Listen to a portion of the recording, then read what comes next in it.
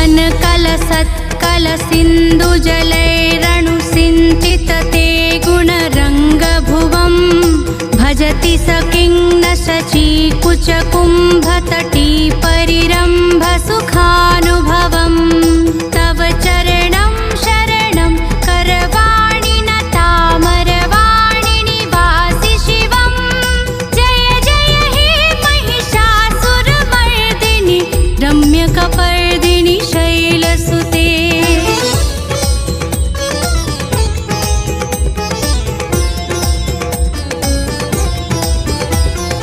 तव विमलेन्दुकुलं वदनेन्दुमलं सकलं ननुकूलयते किमु पुरुहूतपुरीन्दुमुखी सुमुखी विरसौ विमुखी